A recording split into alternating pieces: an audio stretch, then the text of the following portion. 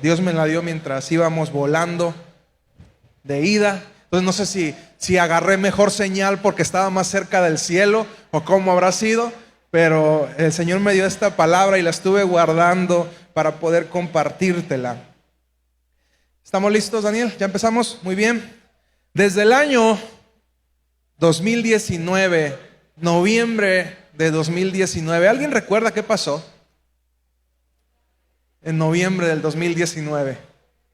A un chino se le ocurrió comerse un murciélago en un pueblo por allá, en aquel país, en el continente asiático, pero nuestro mundo tan globalizado, donde vamos viajando, y es impresionante. No sé si usted ha tenido la posibilidad de viajar. Yo hasta en febrero tuve la posibilidad de salir por primera vez del país, y uno no se da cuenta la cantidad de personas. ¿Quién ha estado alguna vez en el Aeropuerto Internacional de la Ciudad de México?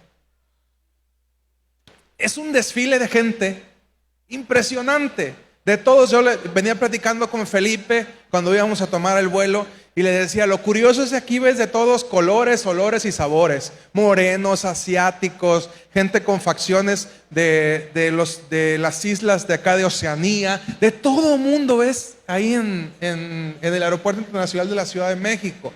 Y recuerdo cuando viajamos a Colombia, llegamos a Panamá, y Panamá es un aeropuerto que sirve de puente para todo Sudamérica. Llegan vuelos de todo el mundo ahí y ahí se concentran y salen para Sudamérica. A un lado de conmigo, curiosamente, me tocó una señora que era colombiana, pero venía del lado de Venecia.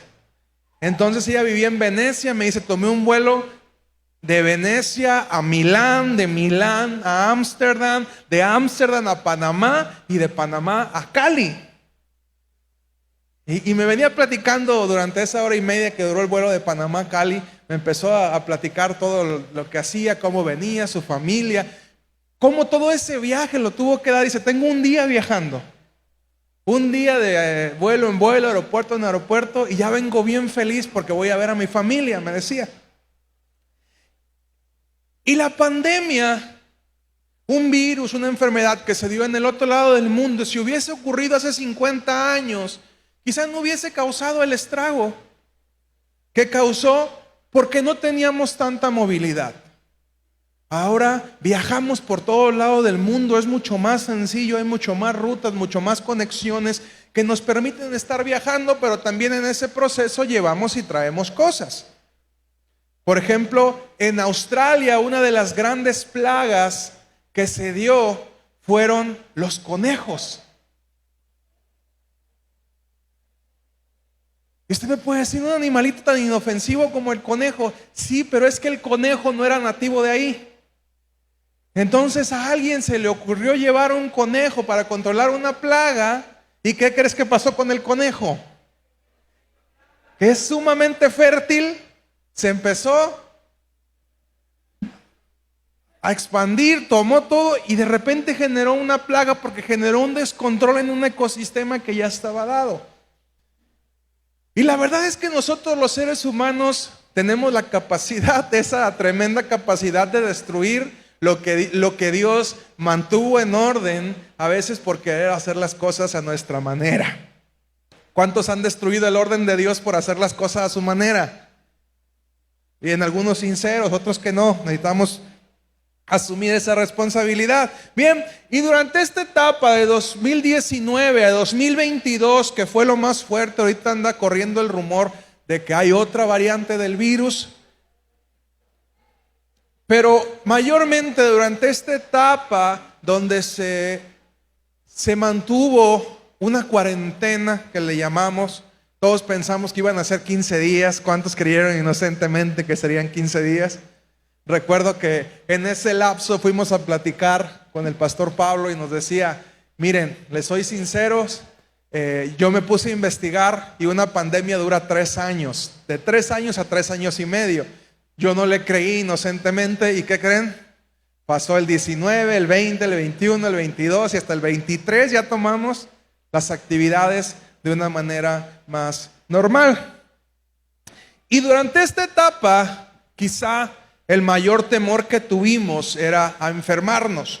Yo les he platicado que mi hermana fue en 2019, diciembre de 2019 ya fue a Corea. Entonces cuando ella regresa a mediados de enero, llega con mi mamá y mi mamá se enferma de una gripe muy rara. Y luego nosotros vamos con mi mamá y yo me enfermo de una gripe muy rara. Entonces era una temperatura muy fuerte, pero en ese entonces se decía que el virus no había llegado a México. ¿Y qué creen? Que mi hermana lo trajo. Entonces hubo varios que nos enfermamos durante esa etapa.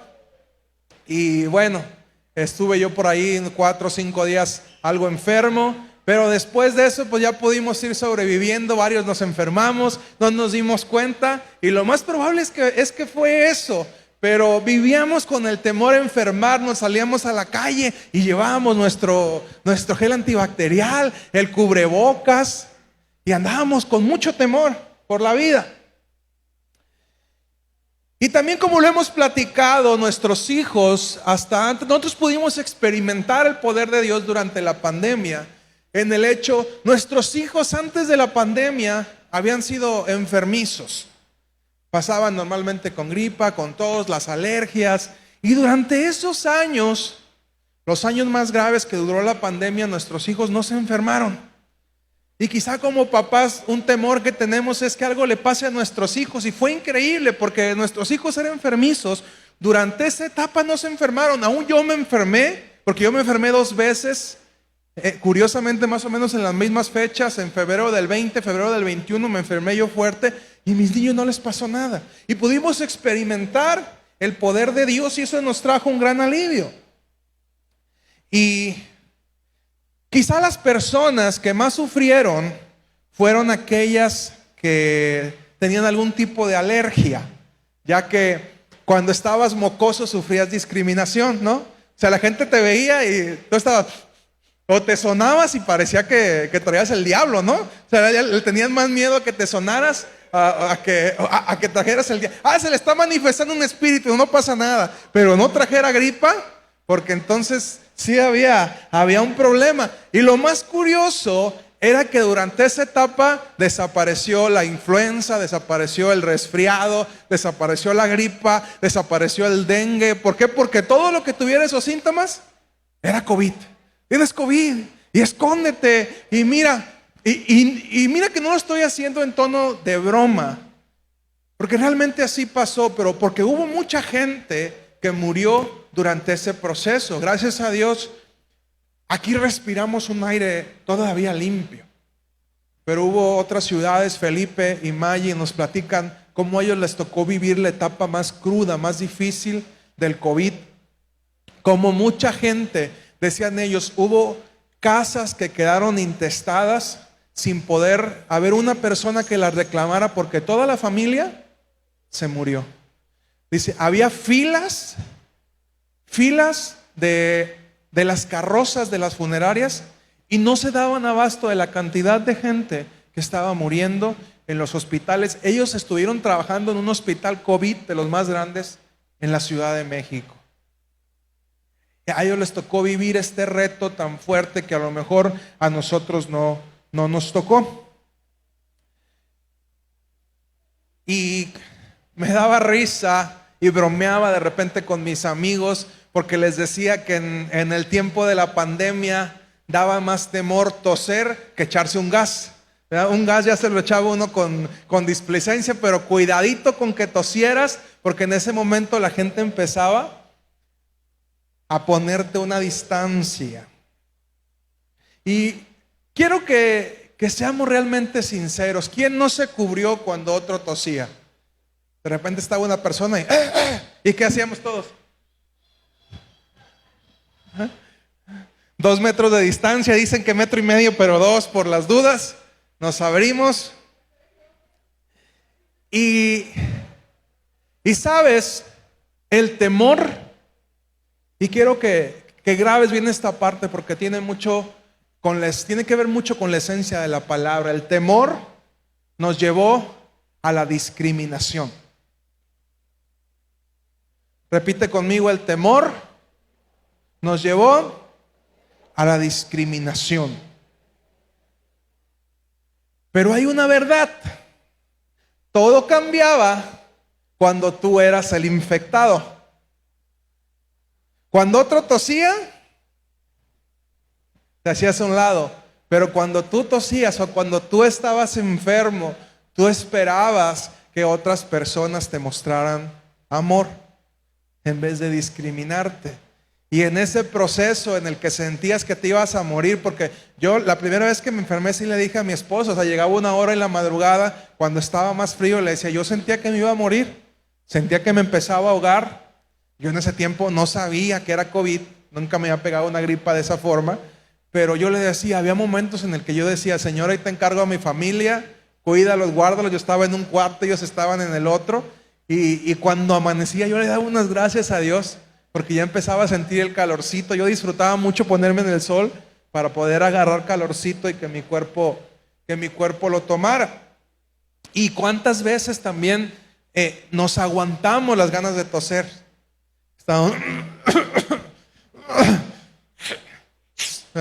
¿Por qué? Porque experimentábamos la discriminación que el temor formaba. Y sabes, lo mismo pasa con el pecado.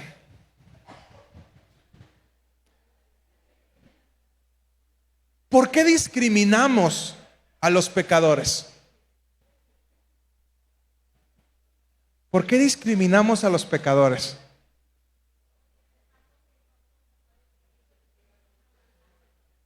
En esencia no. Y esto es lo que les decía. ¿Por qué los discriminamos? Porque tenemos temor a contagiarnos o temor a que descubran que nosotros somos iguales o peores. Si somos sinceros,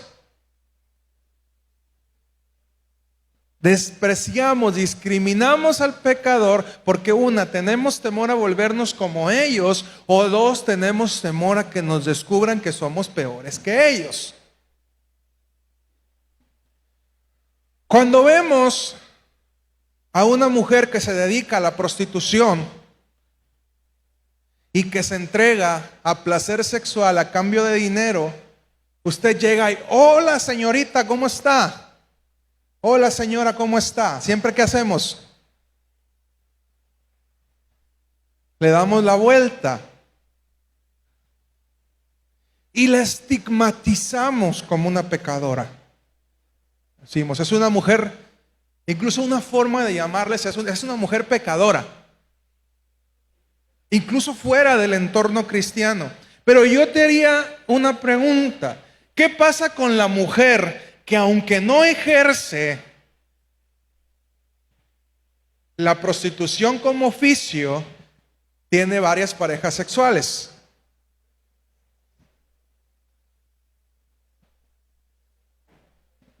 ¿Quién es más pecador? ¿Quién es más pecadora? Y pongo este ejemplo: ¿la que lo hace por negocio o la que lo hace por placer? Es lo mismo, es lo mismo.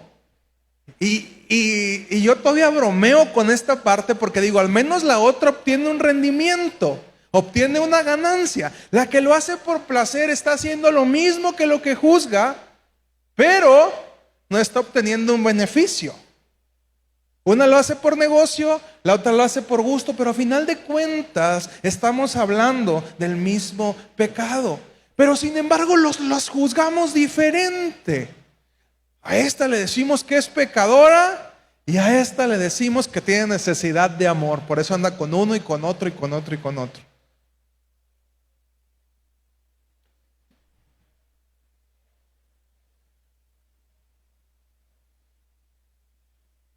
¿Quién es más homosexual? ¿El que se viste como tal? ¿El que evidencia lo que es? ¿O el que está, como se dice comúnmente y se hizo famoso, adentro del closet?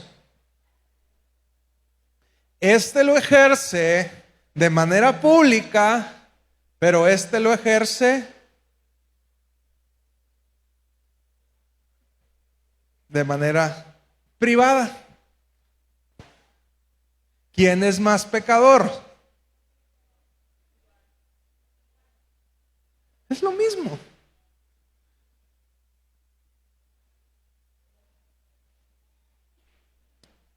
Mateo 5, 27 y 28, por favor.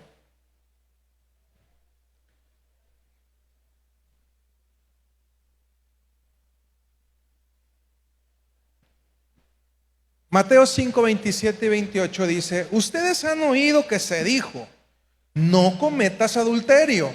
Pero yo les digo que cualquiera que mira a una mujer y la codicia, ya ha cometido adulterio con ella en el corazón. Son palabras de Jesús. Jesús dejó bien en claro que peca el que lo hace en la práctica como el que lo hace en su corazón.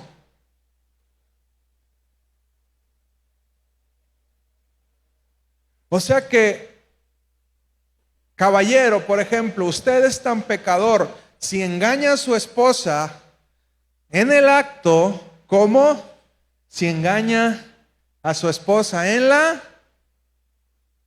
mente. ¿Habrá consecuencias diferentes? Sí. Pero el pecado está. Y tanto los de este lado que hemos señalado como los de este lado necesitan a Jesús. En la semana hemos oído mucho acerca de la sangre del Cordero. Y en la semana escuchaba, ¿qué aplicación tiene esto de la sangre del Cordero? Resulta que hay muchas madres, ovejas, que mueren en el proceso de parto. Entonces, la ovejita que nace está destinada a la muerte si no es adoptada por una oveja madre. El asunto es que las ovejas no adoptan a cualquier ovejita. ¿Y qué crees que tienen que hacer los pastores de las ovejas para que adopte a esa ovejita? A la ovejita que murió, hija de esta oveja, le sacan la sangre y rocían al adoptivo. Entonces, de esa manera, la oveja adopta al borreguito que no es su hijo. Y cuando entiendes esta alegoría, entonces sabes por qué es importante que la sangre de Jesús, Hijo de Dios, sea rociada sobre tu cuerpo, porque de esa manera somos adoptados en la familia de Dios. Así como la oveja olfatea la sangre de su hijo en el borreguito que no es su hijo, cuando Dios nos ve, está viendo a Jesús, la obra justificadora de Jesús en nuestra vida. Y si somos sinceros, todos y cada uno de nosotros nos hemos enfermado alguna vez. Si tú sobreviviste la pandemia del COVID, invariablemente tú tuviste COVID. Todos tuvimos que pasar por un proceso de infección. Entonces, puede que hayas tenido un COVID donde no se manifestó los síntomas, o tuviste un COVID con síntomas leves, o tuviste un COVID fuerte. Pero si tú pasaste durante esta etapa, pasaste por el filtro de la enfermedad. Para que una enfermedad se vuelva endémica, tiene que ser que todos los seres humanos estemos expuestos a ella. Entonces, si usted está aquí el día de hoy, usted tuvo COVID. Diga conmigo, yo tuve COVID. Si está usted aquí presente, es que la libró. ¿Ok?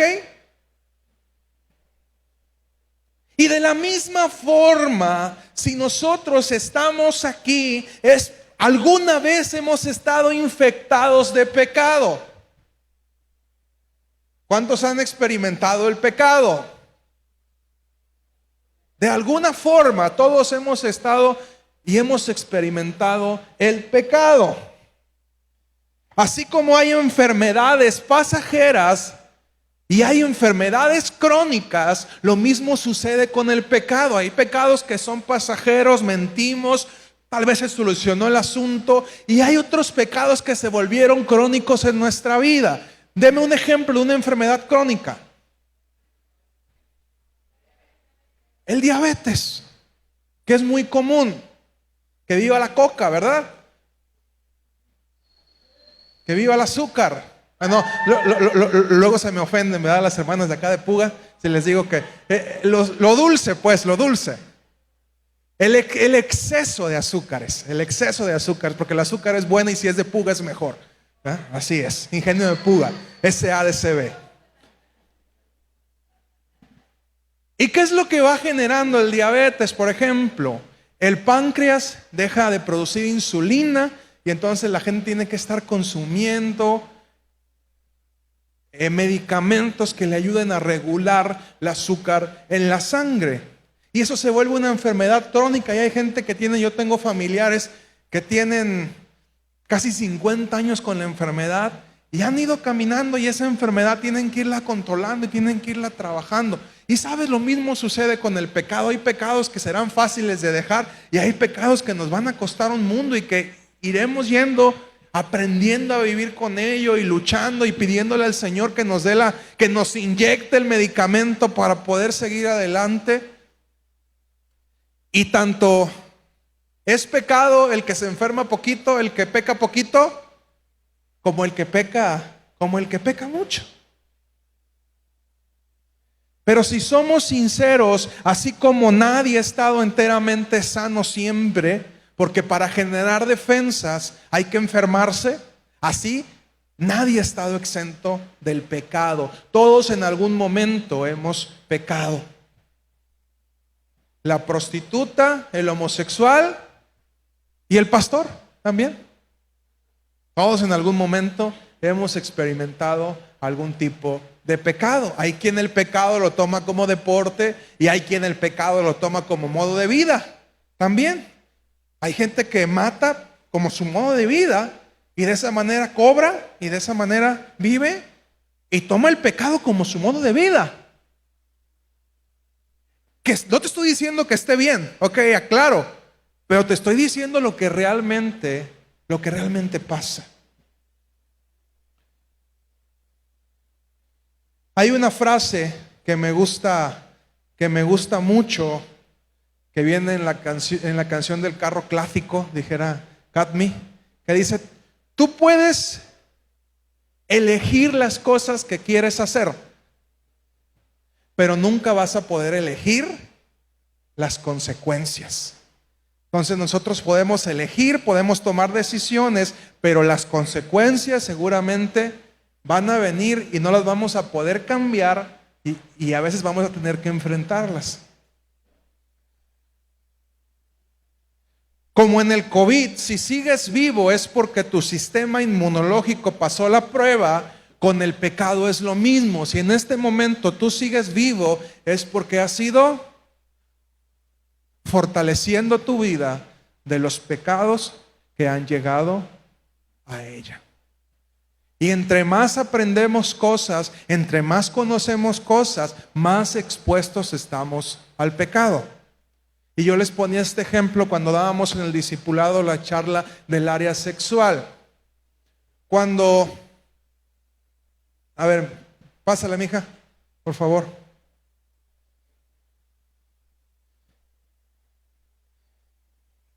Y esto sucede mucho en los caballeros con los sueños también. Cuando tu experimento en el área sexual es de mano, sí, cuando estás en tu primera relación y le toqué la mano, ¿y tus sueños qué es? Esto te hace que te ruborices. Ay, le toqué la mano a la muchacha. Y a medida que experimentas nuevas cosas, entonces de repente ya la abrazas, hay contacto. ¿Qué es lo que tú deseas? Lo que ya experimentaste, ¿ok?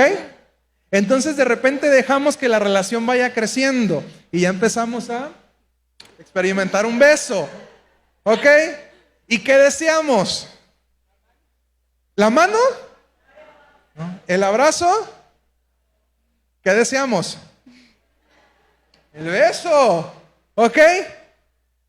¿Y qué pasa cuando ya no nomás nos damos besos de piquito, sino ya nos damos besos de telenovela?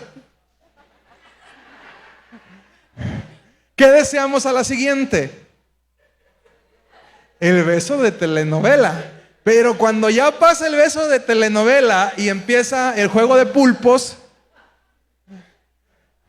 ¿qué deseamos? ¿La mano?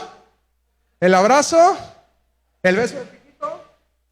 ¿El beso de telenovela? ¿Qué deseamos? El pulpo. Y cuando pasamos a otra etapa, gracias mi amor. Ya no puedo ser tan explícito, perdónenme. Cuando pasamos a la otra etapa, ¿qué es lo que deseamos? Lo demás. Y a medida que experimentemos cada vez más cosas, a medida que nos exponemos al pecado, vamos deseando cada vez más aquello a lo cual hemos sido expuestos. Entonces, en una sociedad que ha consumido demasiado pecado, ¿qué vamos a desear? Aquello a lo que hemos sido expuestos.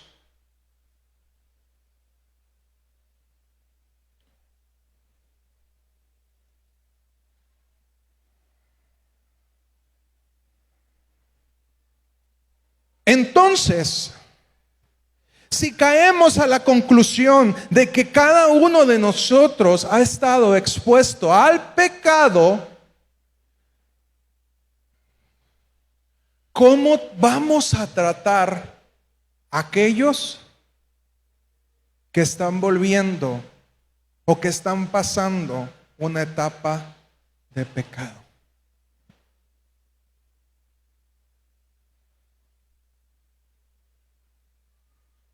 ¿Vamos a romper con este ciclo de temor, discriminación?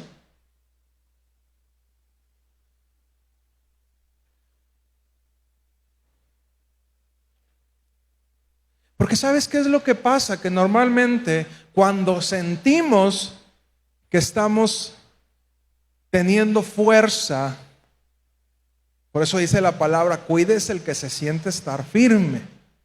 No sea que se vaya a caer. Porque ¿qué es lo primero que hacemos cuando sentimos que estamos siendo menos pecadores? Discriminamos. Porque yo soy santo, tú pecador. No te me acerques. No vaya a ser que se me pegue tu pecado. O estoy mintiendo. Aquí pura gente amorosa que siempre trata a los demás con tanto amor, con tanta paciencia y con tanto perdón. ¿Así son aquí? ¿Sí?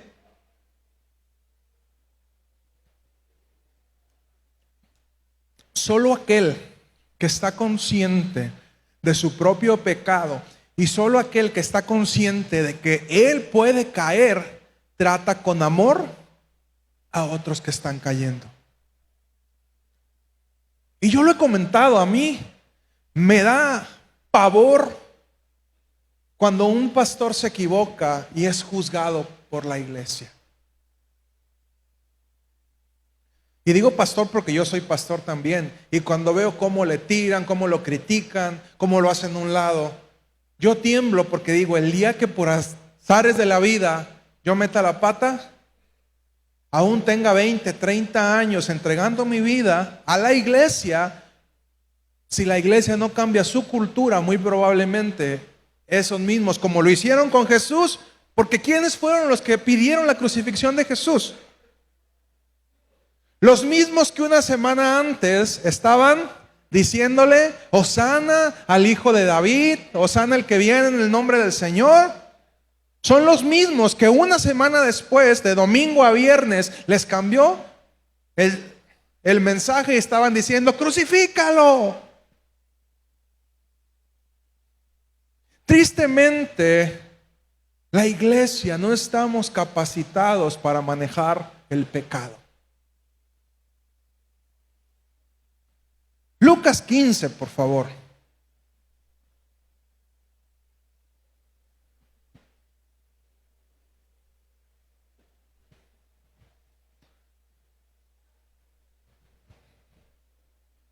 Lucas 15, 11 al 32. Es una escritura que seguramente usted la ha leído y la ha escuchado muchas veces, pero quiero que ponga atención a lo nuevo que Dios quiere mostrarle. Un hombre tenía 2 hijos, continuó Jesús. El menor de ellos le dijo a su padre: papá, dame lo que me toca de la herencia. Así que el padre repartió sus bienes entre los 2. Ojo, ¿entre quién? Desde ahí dice que había un hijo más. O sea, estaba el hijo que se quería ir, que quería su parte, y había otro. Y ese otro también tuvo su parte de la herencia. El papá dijo: ok, este hijo ya quiere su herencia, ya quiere matarme en vida, que quiere su parte, está bien, aquí está. Pero hubo otro que se quedó y también tuvo su parte. Seguimos. Poco después el hijo menor juntó todo lo que tenía y se fue a un país lejano, y allí vivió desenfrenadamente y derrochó su herencia. Cuando ya lo había gastado todo, sobrevino una gran escasez en la región y él comenzó a pasar necesidad. Así que fue y consiguió empleo con un ciudadano de aquel país, quien lo mandó a sus campos a cuidar cerdos. Tanta hambre tenía que hubiera querido llenarse el estómago con la comida que daban a los cerdos, pero aún así nadie le daba. Por fin recapacitó y se dijo: ¿cuántos jornaleros de mi padre tienen comida de sobra y yo aquí me muero de hambre? Tengo que volver a mi padre y decirle: papá, he pecado contra el cielo y contra ti. Ya no merezco que se me llame tu hijo. Trátame como si fuera uno de tus jornaleros. Así que emprendió el viaje y se fue a su padre. Todavía estaba lejos cuando su padre lo vio y se compadeció de él y salió corriendo a su encuentro, lo abrazó y lo besó. El joven le dijo: papá, he pecado contra el cielo y contra ti. Ya no merezco que se me llame tu hijo. Pero el padre ordenó a sus siervos: pronto, traigan la mejor ropa para vestirlo. Pónganle también el anillo en el dedo y sandalias en los pies. Traigan el ternero más gordo y mátenlo para celebrar un banquete. Porque este hijo mío estaba muerto, pero ahora ha vuelto a la vida. Se había perdido, pero ya lo hemos encontrado. Así que empezaron a hacer fiesta. Mientras tanto, el hijo mayor estaba en el campo. Al volver, cuando se acercó a la casa, oyó la música del baile. Entonces llamó uno de los siervos y le preguntó qué pasaba. Ha llegado tu hermano, le respondió, y tu papá ha matado el ternero más gordo porque ha recobrado a su hijo sano y salvo. Indignado, el hermano mayor se negó a entrar. Así que su padre salió a suplicarle que lo hiciera. Pero él contestó: fíjate cuántos años te he servido sin desobedecer jamás tus órdenes. Ni un cabrito me has dado para celebrar en la fiesta con mis amigos. Pero ahora que llega ese hijo tuyo que ha despilfarrado tu fortuna con prostitutas y tú mandas a matar en su honor el ternero más gordo. Hijo mío, le dijo su padre, tú siempre estás conmigo y todo lo que tengo es tuyo. Pero teníamos que hacer fiesta y alegrarnos Porque este hermano tuyo estaba muerto, pero ahora ha vuelto a la vida. Se ha perdido, pero ya lo hemos encontrado. ¿Sabes? Corremos más peligro entre más tiempo pasamos sanos de olvidar que también podemos enfermarnos.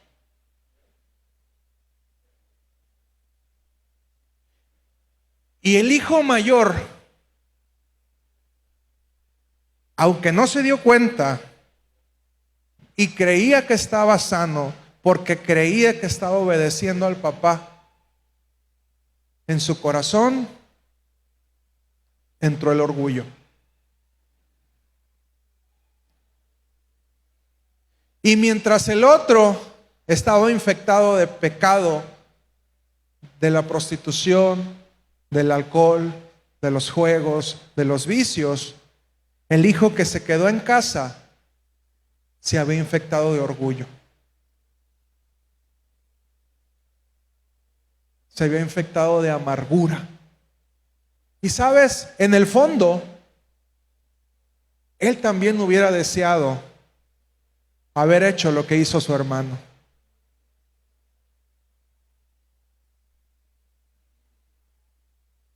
Porque cuando el hermano regresa, es lo que le reclama al papá.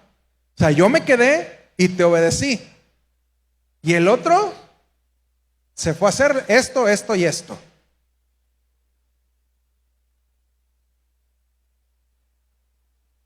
Ahora que tuvimos la posibilidad de visitar la iglesia de Conquistando Fronteras, había hubo una frase que me gustó mucho que vimos en una reunión de oración, que dice: la obediencia debe ser como la tía. Y quiero que te la grabes, decía el pastor Alex Escobedo. La obediencia debe ser como la tía. Total, inmediata y alegre.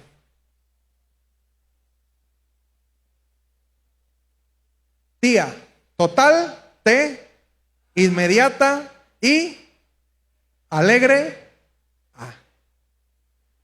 Cuando nuestra obediencia no está en este proceso, entonces va a haber amargura en nuestro corazón.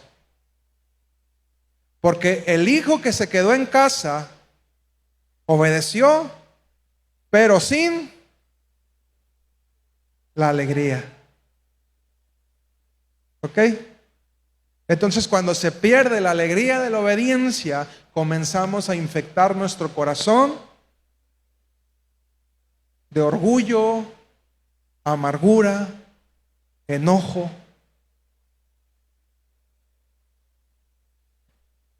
Y podemos ver en la historia un hijo aparentemente enfermo de pecado y un hijo aparentemente sano, obediente, que se quedó en casa. Pero ¿sabes? Este padre tenía 2 hijos pecadores. Uno orgulloso y amargado, y el otro que había malgastado sus bienes. ¿Y cuál tenía la mejor actitud?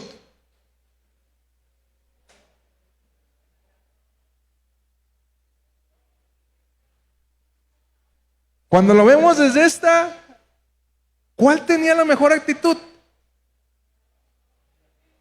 El pródigo. ¿Por qué? Porque el pródigo se había dado cuenta y había reconocido: Padre, perdóname, la regué. Perdóname, Señor. No soy ni siquiera digno de que me llames tus hijos. Mira, vengo a pedirte trabajo. No vengo a pedirte que seas mi padre. Si lo analizamos desde este punto, cómo habla el hijo, él no llegó a pedir que fuera su padre. Él llegó a pedir trabajo, porque dice: yo al menos quiero vivir como uno de los siervos de mi padre. Y en su actitud él se paró y dice: ¿sabes qué? No soy digno de que me llames tu hijo. Solamente vengo a pedirte trabajo. Malgasté lo que era tuyo. Este tenía la mejor actitud, y el otro, que se había quedado en casa, comienza a reclamarle al papá y a decirle: ¿por qué?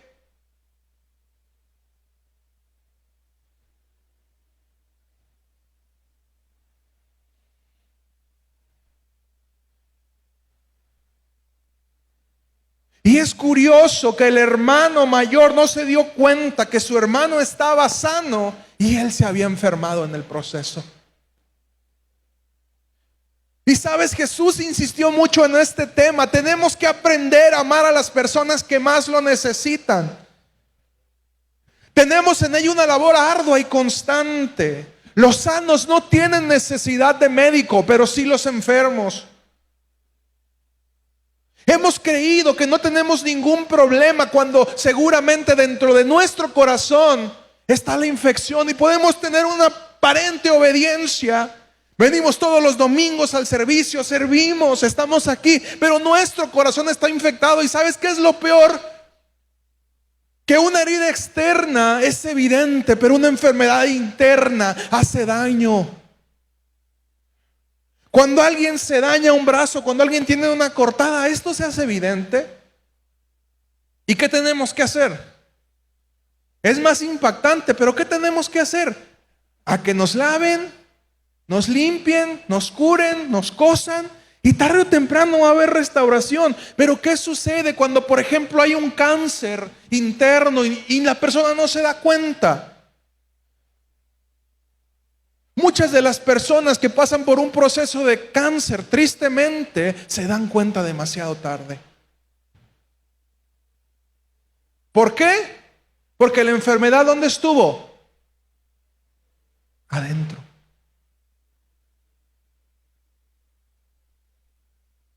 Y tristemente tenemos una iglesia actualmente enferma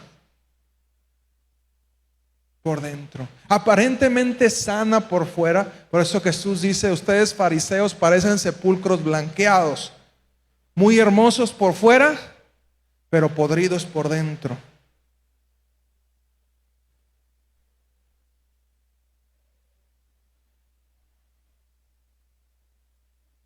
Y sinceramente pienso que corremos el riesgo de volver a la iglesia en un nido de zombies. ¿Qué son los zombies? Que están de moda ahorita, esta palabra. ¿Qué es un zombie? Un muerto viviente. Personas que por fuera parece que están vivos, pero adentro del corazón se están pudriendo. Como te decía en el primer ejemplo, cuando tú ves a una prostituta, es evidente el pecado que esa prostituta tiene. Cuando tú ves un homosexual que manifiesta sus preferencias, es un pecado evidente. Cuando tú ves un borracho, cuando tú ves un adicto, el pecado es evidente.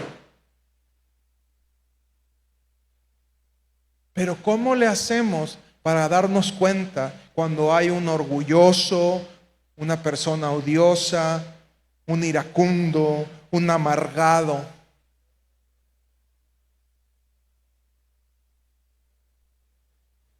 Es mucho más sencillo que lo perdamos de vista.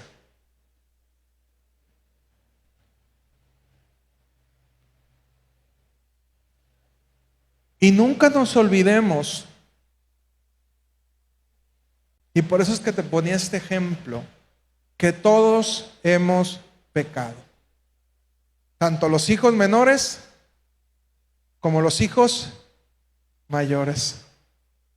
Y que los brazos del Padre siempre van a estar abiertos para los menores y para los mayores. Porque todos necesitamos de Jesús. Todo el tiempo necesitamos de Jesús. Cuando nos sentimos muy pecadores o cuando nos sentimos no tan pecadores. Si tú empiezas a creer que una prostituta necesita menos de Jesús que tú, entonces el problema no es de ella, el problema es tuyo. Cada quien vivirá consecuencias diferentes del pecado. la fornicación o el orgullo. Pero ambos necesitamos de Jesús.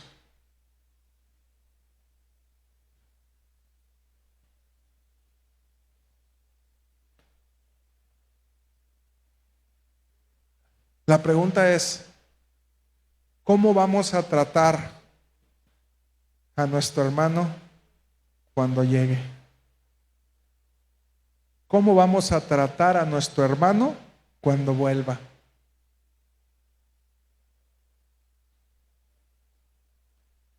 ¿Con qué amor?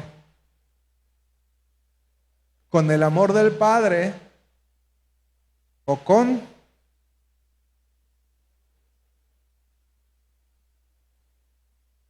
las ideas del hermano?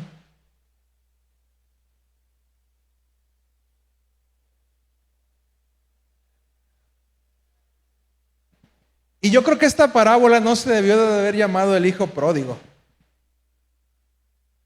Se debió de haber llamado el hijo pródigo y el hijo amargado. Los dos. Porque aquí hay trato para las dos personas. ¿Alguien que me ayude con el piano, por favor?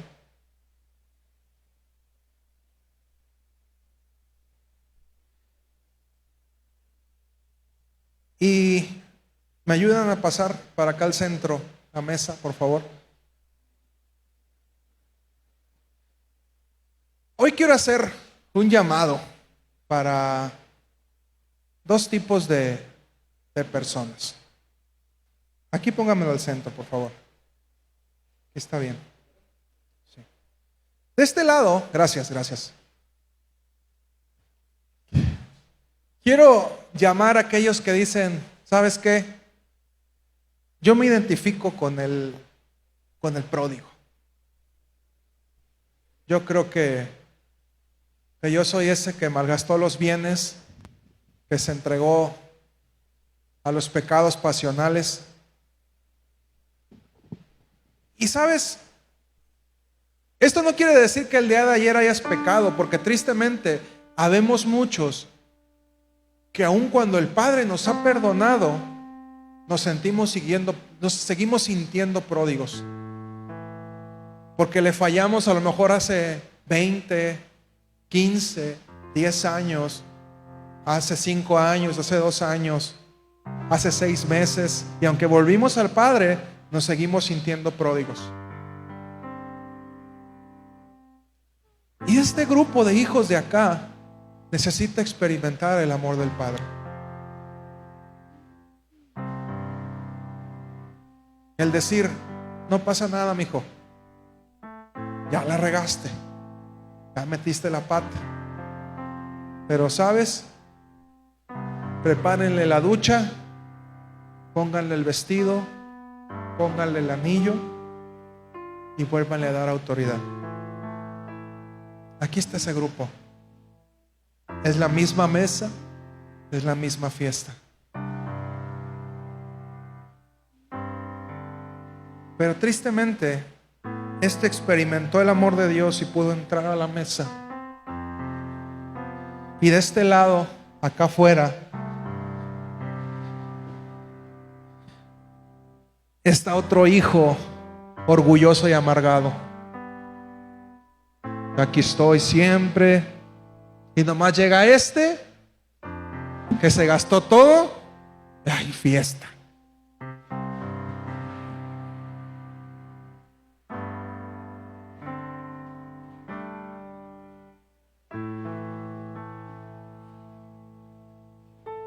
Y el mismo padre, qué curioso es que el mismo padre que fue a recibir al pródigo es el mismo que sale de la casa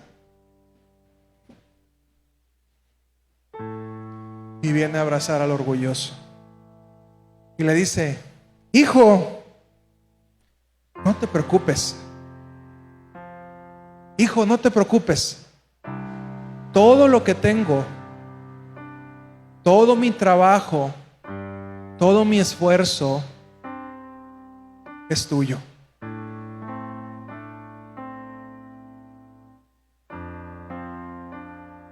Tu hermano ya malgastó su parte, pero todo lo que yo tengo en este momento es tuyo.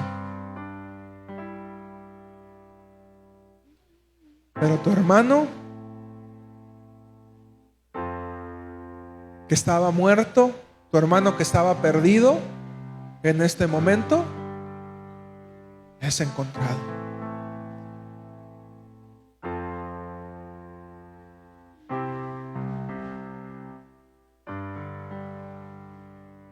La Biblia no nos dice, no sabemos si el hermano quiso entrar o lo venció el orgullo, lo venció la amargura.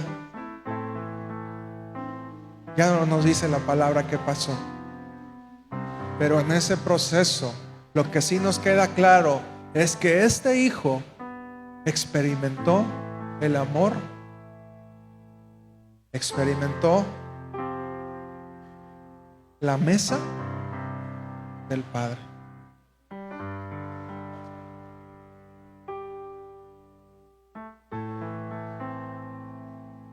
Dice que quiero animarte, si quieres pasar. Vamos a hacer 2 filas. La fila de los pródigos, la fila de los mayores.